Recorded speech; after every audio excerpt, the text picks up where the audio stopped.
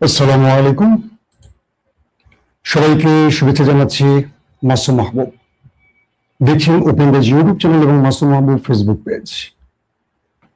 বেশ কিছু গুরুত্বপূর্ণ খবর আছে, বলতে পারি বিগ ব্রেকিং খবর আছে আজকের লাইভ সেশনে।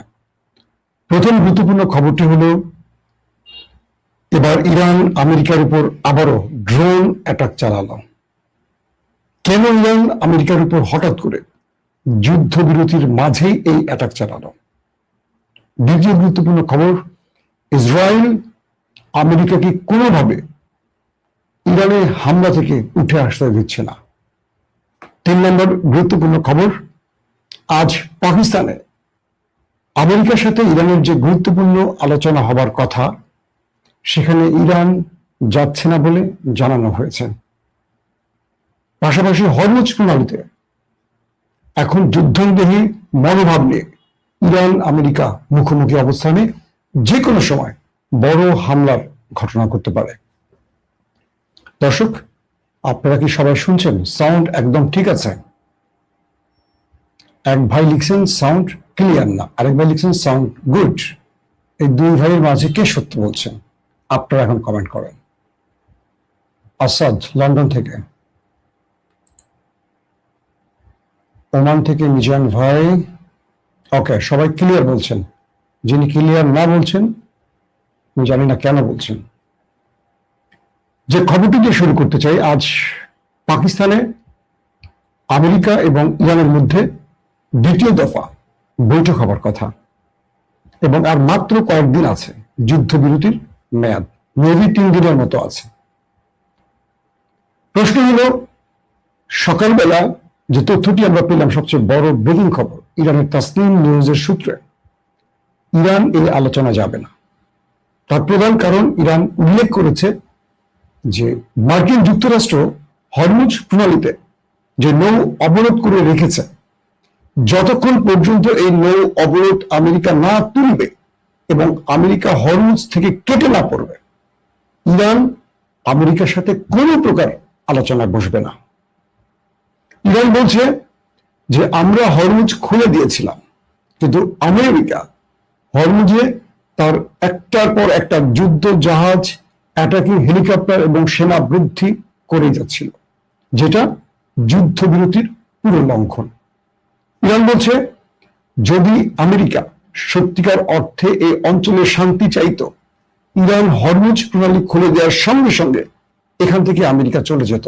কিন্তু আমেরিকা শুনছে না তার দেশের কথা, কেবল একটি দেশ তাকে পুরোপুরি কন্ট্রোল করছে, আর সেই দেশটির নাম ইসরায়েল। ইরান বলছে, আমরা ট্রিগারে হাত রেখেছি, যদি এবার আমেরিকা কোনো মিস অ্যাডভেঞ্চার করে তার উত্তম জবাব দেব। আমেরিকার যে প্রতিনিধি দলটি পাকিস্তানে আসার কথা, সেই প্রতিনিধি দলের 3 জন ব্যক্তি গতবার মিটিং করেছিলেন, স্টিভ উইটকফ, জেরার্ড কুশনার এবং আরেকজন ছিলেন vice president JD Vance. Trump আজ এক টেলিভিশনের বক্তব্যে বলেছিলেন, এই নতুন আলোচনায়, মানে দ্বিতীয় দফা আলোচনায় জেডি ভ্যান্স হয়তো থাকছেন না, মানে ভাইস প্রেসিডেন্ট হয়তো থাকছেন না। থাকছেন কে কে? জেরার্ড কুশনার, ট্রাম্পের জামাতা, আর থাকছেন স্টিভ উইটকফ। বলা হচ্ছে এই দুজন ব্যক্তি ইসরায়েল পন্থী, অর্থাৎ আমেরিকা যে ইসরায়েলের লবিটি আছে, এই লবিটি সাধারণত কন্ট্রোল করে এই ব্যক্তিরা। এর মধ্যে পাকিস্তানে ইরানের সাথে আলোচনায়, পাকিস্তানে ইরানের সাথে আলোচনায় আমেরিকা এমন 2 জন ব্যক্তিকে চয়েস করেছে যারা দুজনই ইসরায়েল পন্থী। তাহলে আমেরিকার উদ্দেশ্য কি? জেডি ভ্যান্স কিন্তু ইসরায়েল পন্থী নন, হঠাৎ তাকে বাদ দেওয়ার কারণ কি? এটিও একটি কারণ আমেরিকার উদ্দেশ্য বোঝার জন্য। 2 নম্বর গুরুত্বপূর্ণ খবর, হরমুজ প্রণালীতে হঠাৎ করে ইরানের একটি জাহাজ আটক করে আমেরিকা। হরমুজ প্রণালীতে, অর্থাৎ চীন থেকে একটি মালবাহী কার্গো ইরানে আসার পথে আমেরিকা সেটিকে আটক করে। এরপর সিগন্যাল বারবার দেওয়ার পর ইরানের সেই জাহাজটিকে আমেরিকা না ছাড়লে ইরান আমেরিকার যুদ্ধ জাহাজের উপর ড্রোন অ্যাটাক চালায়। লাস্ট খবর পাওয়া পর্যন্ত কজন নিহত বা আহত সেই বিষয়টি এখনো স্পষ্ট জানা যায়নি। বলা হচ্ছে যে আমেরিকা ইরানের এই জাহাজটিকে আটক করে নতুন দিকে এই যুদ্ধের মোড় ঘোরাতে চাইছে। আর ইরান যখন জানতে পারলো তার জাহাজ আটক করেছে আমেরিকা, তখন তারা ড্রোন অ্যাটাক চালালো আমেরিকার উপর। তার মানে যুদ্ধবিরতির মধ্যে ইরান প্রথম অ্যাটাকটি চালালো, আর আমেরিকা প্রথম নিয়মটি ভঙ্গ করলো ইরানের জাহাজ আটক করে। তার মানে এক বাক্যে আমরা বলতে পারি যুদ্ধকে আবারও টেনে আনছে আমেরিকা। ইরান বলছে আমরা সর্বোচ্চ ধৈর্যের পরিচয় দিয়েছি, এবং সেই ধৈর্যের বাঁধ ভেঙে দিচ্ছে ডোনাল্ড ট্রাম্প। তিনি কখনো স্থির কোনো সিদ্ধান্তে থাকছেন না। তিনি গতকালকে বলছেন পুরো ইরানকে বোম্বিং করে ধ্বংস করে দেবেন। এর আগে বলেছিলেন ইরানকে তিনি পাথরের যুগে পাঠিয়ে দেবেন। তার পরপরই তিনি বলেছিলেন পুরো ইরানি সভ্যতাকে ধ্বংস করবেন। এটি কোনো সভ্য মানুষের বক্তব্য হতে পারে না। ইরান চাচ্ছে শান্তি, কিন্তু বারবারই উত্তপ্ত বাক্য বিনিময়ের মাধ্যমে যুদ্ধকে মাঠে গড়াচ্ছে ট্রাম্প, আর তাকে নেতৃত্ব বা নেপথ্য থেকে সকল কাজের নির্দেশদাতা ওই দেশটি অর্থাৎ নেতানিয়াহু। ইরান বলছে যদি আমেরিকা যুদ্ধ চায়, ইরান এই যুদ্ধে তার সঙ্গে মুখোমুখি দাঁড়িয়ে যুদ্ধ করতে প্রস্তুত, যাতে করে কখনো বিশ্ব বলতে না পারে ইরান যুদ্ধটাকে ছড়িয়েছে। এই পরিস্থিতির মধ্যে এখন আমাদের সামনে সবচেয়ে বড় প্রশ্ন, যুদ্ধটা কি তবে শুরু হয়ে যাচ্ছে? নিশ্চিন্তে বলা যায় আগামী 24 ঘন্টা হবে খুব ক্রুশিয়াল, খুব টেনশনের।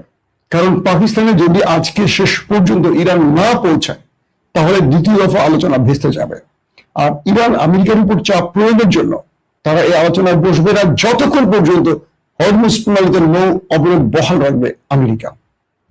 দর্শক, 3 নম্বর গুরুত্বপূর্ণ খবরটি হলো ইরান এবং আমেরিকা আবারও মুখোমুখি হয়ে গেছে ইতিমধ্যে, এবং দুই পক্ষ যুদ্ধের জন্য সব রকম প্রস্তুতি নিয়ে ফেলেছে। বলা হচ্ছে যে ইসরায়েল আমেরিকাকে কোনোভাবে এই যুদ্ধ থেকে সরে আসতে দিচ্ছে না।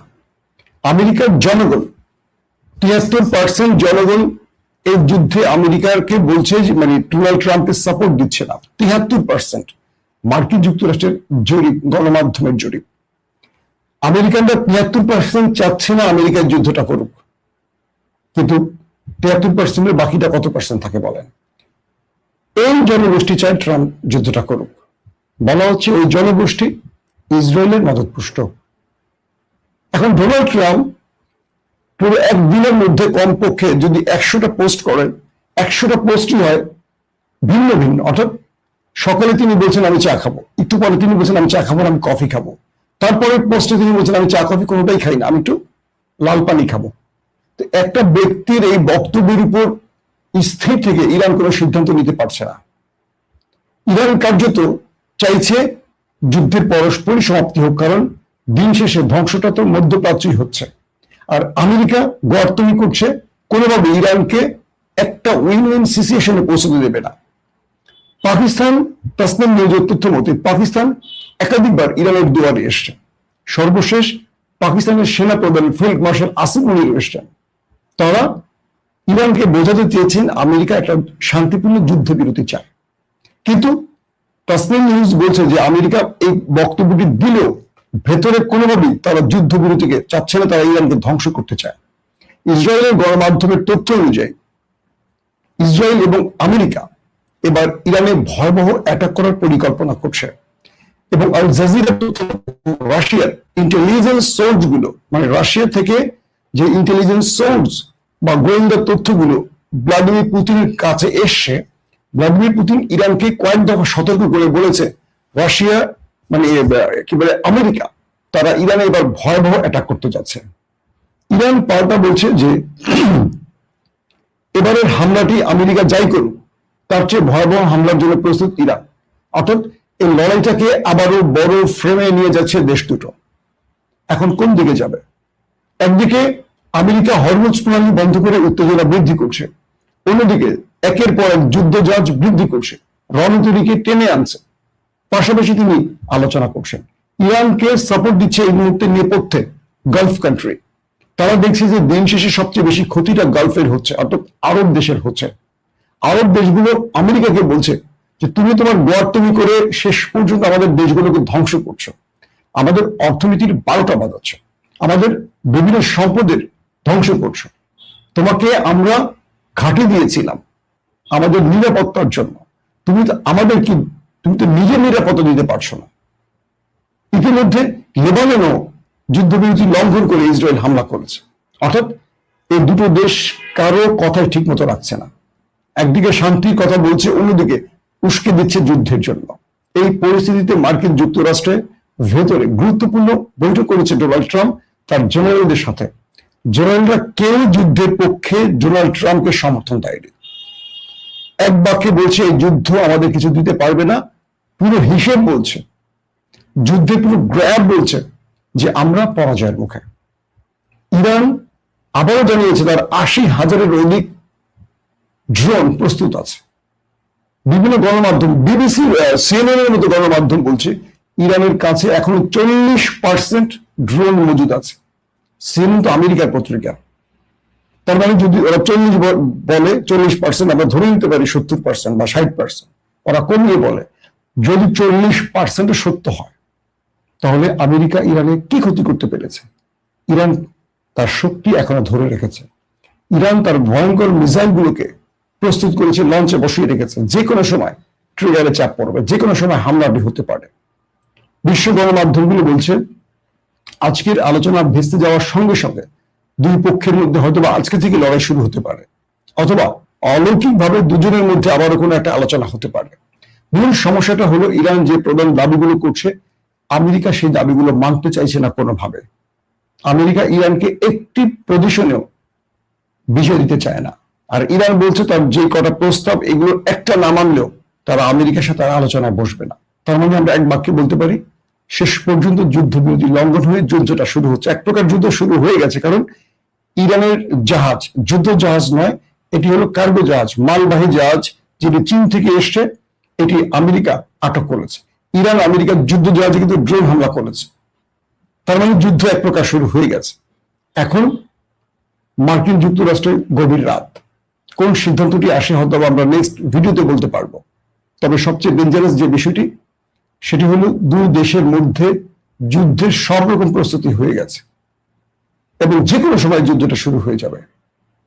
এক বাক্যে আমরা বলতে পারি আমেরিকা, ইসরায়েল এবং ইরানের মধ্যে যে ভয়টি আমরা করেছিলাম, বা এই যুদ্ধবিরতি যেহেতু পাকিস্তান যাচ্ছে না ইরান, তার মানে এই যুদ্ধবিরতিটা আজকে থেমে যাচ্ছে, বন্ধ হয়ে যাচ্ছে।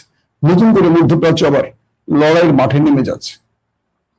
বিশ্ব রাজনীতি কোথায় যাচ্ছে, বিশ্ব অর্থনীতি কোথায় যাচ্ছে, ডোনাল্ড ট্রাম্প বা নেতানিয়াহু সেই দিকে নজর দিচ্ছে না। গোয়ার্তুমি শেষ পর্যায়ে চলে গেছে। কেবল বাংলাদেশ নয়, পুরো পৃথিবী জ্বালানি সংকটে আছে। এই পরিস্থিতিতে ইউরোপ বারবারই আমেরিকাকে বলছে একটা উপায় বের করে বের হয়ে আসতে, কিন্তু আমেরিকা ইউরোপের কথাও শুনছে না, ন্যাটোর কথাও শুনছে না। আমেরিকা শুধু শুনছে নেতানিয়াহুর কথা। আল্লাহ হাফেজ।